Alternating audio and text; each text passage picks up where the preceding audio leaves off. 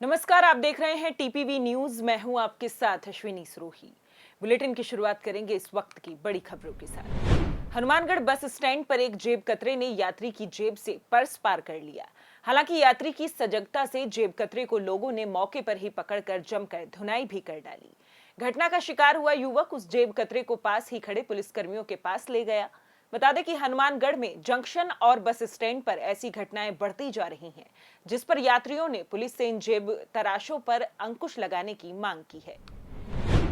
प्रतापगढ़ में जाति आधारित जनगणना की मांग तेज हो गई है, जिसके लिए ओबीसी मोर्चा ने पिछड़ी जाति वर्ग के आयोग का गठन करने और जाति आधारित जनगणना करते हुए राज्यपाल के नाम जिला कलेक्टर को ज्ञापन सौंपा है।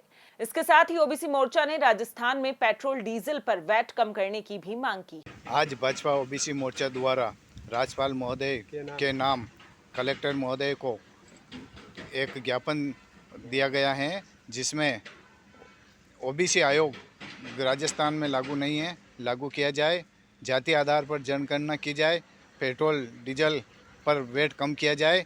सभी राज्यों से ज़्यादा राजस्थान में पेट्रोल डीजल के भाव हैं, राजस्थान ने वेट कम नहीं किया है। राज्य सरकार से मांग की जाती है कि वेट कम कर आम जनता को राहत पहुंचाई जाए।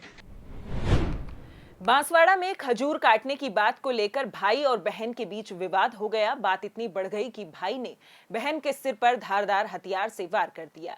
वहीं घटना के बाद परिजनों ने घायल युवती को अस्पताल में भर्ती करवाया, जहां पर उसके सिर में 50 से ज्यादा टांके लगे हैं। जिला अस्पताल में युवती का इलाज जारी है। फिलहाल मामले में कोई केस दर्ज नहीं हुआ है। बांसवाड़ा जिले के खमेरा थाना क्षेत्र के रामली गांव में जमीनी विवाद को लेकर एक युवक पर हमला करने का मामला सामने आया है। दरअसल रावली गांव के निवासी रंगला और मनीष के बीच जमीन का विवाद चल रहा था, लेकिन इस विवाद पर विराम लगाने के लिए गांव के पंचों ने रंगला को 70,000 रुपए देने के लिए करीब 10 तारीख का टाइम दिया था। लेकिन 10 तारीख को रंगला मनीष को पैसे नहीं दे पाया, तो मनीष ने धारदार हथियार से रंगला पर हमला कर दिया, जिसमें युवक गंभीर रूप से घायल हो गया, जिसे अस्पताल में भर्ती करवाया गया। वहीं पुलिस अभियुक्त मनीष की तलाश में जुट गई है।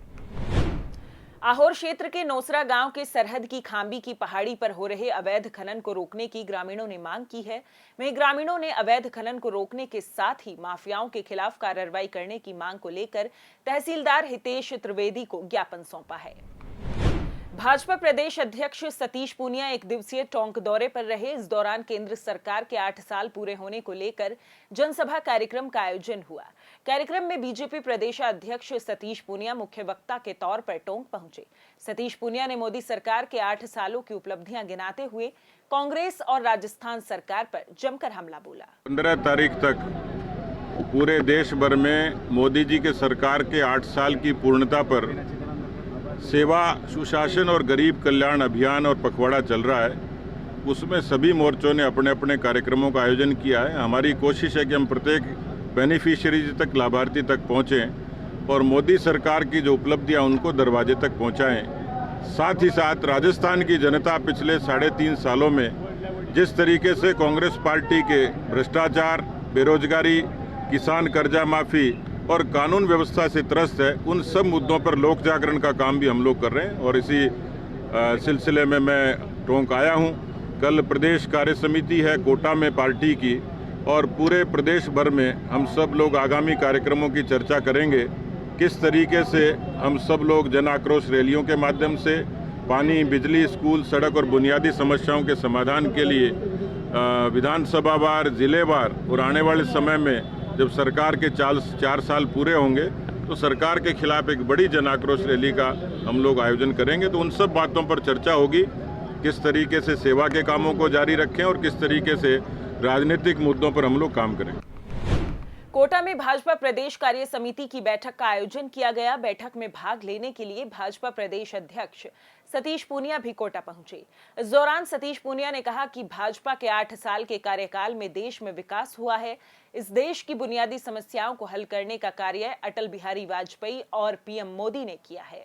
एक नियमित अंतराल पर भारतीय जनता पार्टी की राष्ट्र में भी और प्रदेशों में भी प्रदेश की कार्य समिति की बैठकें होती हैं और उसके बाद जिलों की, फिर मंडल, और उसके बाद हम इस बार नवाचार करेंगे कि एक साथ पूरे प्रदेश में 52,000 बूथों तक इसी तरीके से, इसी तर्ज पर कार्य समिति हो।